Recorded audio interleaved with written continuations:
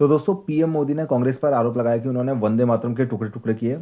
और पीएम मोदी ने लोकसभा में ये भी कहा कि अब नेहरू के बाद जो है राहुल गांधी भी कर रहे हैं देश के जो राष्ट्रगीत है वंदे मातरम उसका अपमान। तो दोस्तों जानते हैं क्या है पूरा मुद्दा, क्या है इतिहास से जुड़े फैक्ट, क्या है इतिहास से जुड़े इसके फैक्ट जिसकी बात पीएम मोदी कर रहे हैं। तो आइए जानते हैं। दोस्तों पहले मैं चाहूंगा आप ये वीडियो देखिए। मोहम्मद अली जिन्ना ने वंदे मातरम के विरुद्ध का नारा बुलंद किया। फिर कांग्रेस के तत्कालीन अध्यक्ष जवाहरलाल नेहरू को अपना सिंहासन डोलता दिखा।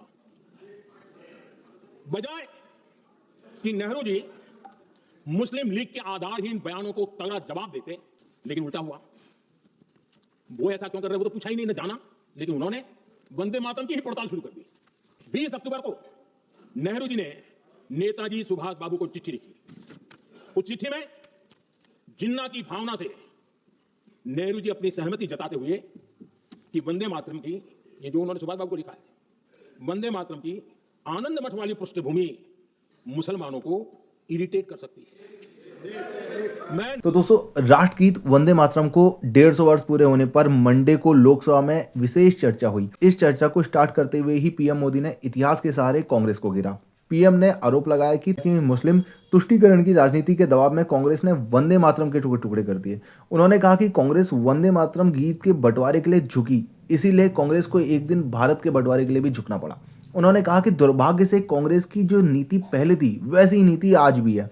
आज भी जिन जिन के नाम के आगे कांग्रेस जुड़ा हुआ है वो सब वंदे मातरम पर विवाद खड़ा करते आए हैं या करने की कोशिश करते हैं। उन्होंने राहुल गांधी पर भी सवाल उठाया और कहा कि संसद में इस पर गंभीर चर्चा चल रही है, पर जो अपोजिशन के जो लीडर राहुल गांधी हैं वो सदन में मौजूद ही नहीं है। पहले नेहरू, अब राहुल गांधी ने वंदे मातरम गीत का अपमान किया। तो इसका ऐतिहासिक फैक्ट क्या है वो जानते हैं। तो दोस्तों मोदी जी ने बताया कि जो जिन्ना है उसने लखनऊ से 1937 को जब वंदे मातरम के विरुद्ध जो नारा है अपना बुलंद किया था, फिर कांग्रेस के उस समय के जो अध्यक्ष थे जवाहरलाल नेहरू जी, उनको अपना सिंहासन डोलता हुआ दिखाई दिया। तो नेहरू जी ने मुस्लिम लीग के आधारहीन बयानों को जवाब देने और उन जवाबों की निंदा करने के बजाय वंदे मातरम की ही पड़ताल शुरू कर दी।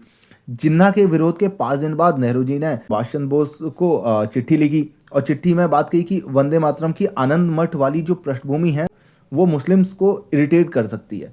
नेहरू जी ने लिखा कि मैंने वंदे मातरम गीत की पृष्ठभूमि पढ़ी है और मुझे लगता है कि ये जो पृष्ठभूमि है उससे मुस्लिम भड़केंगे। तो मोदी जी ने बताया कि इसके बाद कांग्रेस की तरफ से बयान आया कि 26 अक्टूबर, उस वक्त की बात है 37 की बात, तो 26 अक्टूबर जो कांग्रेस की जो कार्य समिति की बैठक होगी कोलकाता में, उस पर वंदे मातरम की समीक्षा की जाएगी इतिहास में।